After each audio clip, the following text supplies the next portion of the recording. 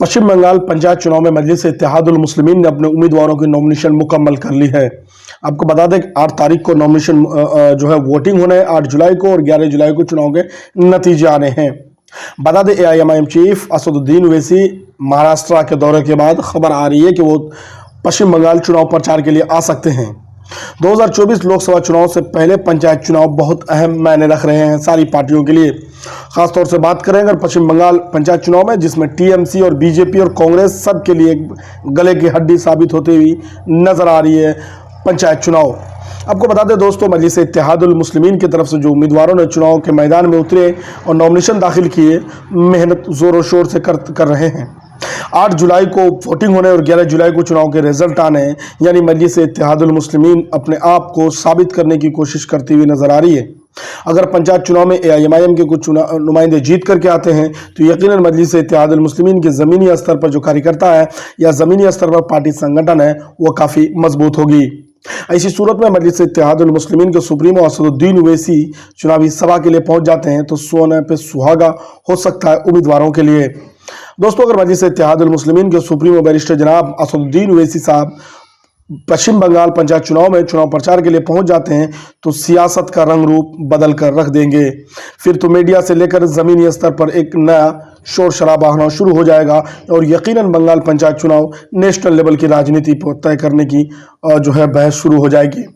बहुत बड़ा सवाल है, जब विपक्ष एकता की बात की गई, पटना के अंदर कांग्रेस, सीपीआईएमएम या फिर टीएमसी सारी पार्टियों ने मिलकर के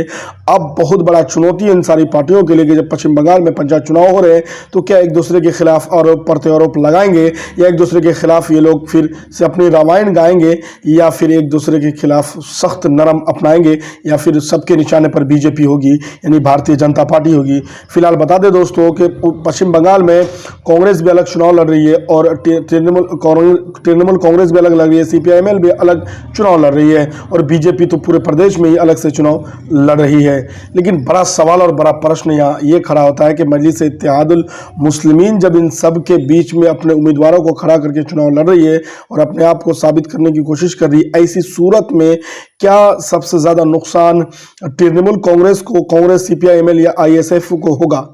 मजलिस-ए-इत्तेहादुल मुस्लिमीन के सुप्रीमो अगर चुनाव प्रचार के लिए जाते हैं तो यकीनन इन सारे लोगों की हवा टाइट हो सकती है। लेकिन दोस्तों, क्या मजलिस-ए-इत्तेहादुल मुस्लिमीन के जितने भी उम्मीदवार चुनाव के मैदान में हैं वो जीतो और मेहनत तो कर रहे हैं, लेकिन कामयाबी कितनी मिलेगी? 2 विधानसभा चुनाव से हम तमाम लोगों को पता है कि मजलिस-ए-इत्तेहादुल मुस्लिमीन के कितने उम्मीदवारों को कामयाबी मिली थी,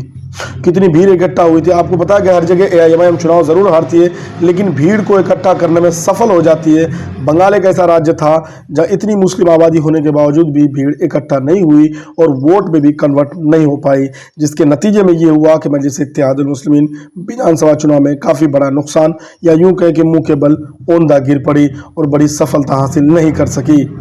अब यहाँ सबसे बड़ा प्रश्न और सवाल ये खड़ा होता है कि अगर असदुद्दीन ओवैसी बंगाल जाएंगे तो किस ज़िला में और किस इलाके में वो चुनावी प्रचार के लिए जाएंगे? किशनगंज और सीमांचल से सटे जिला उत्तर दिनाजपुर में भी उनके उम्मीदवार चुनाव के मैदान में है, मुर्शिदाबाद में है,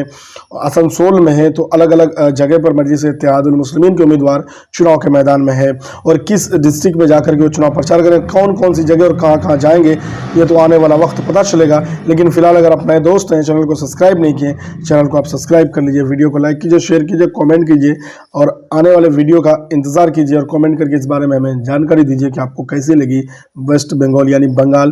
पंचायत चुनाव के ऊपर अपडेट जो मैं आपको अभी दिया। अपनी कमेंट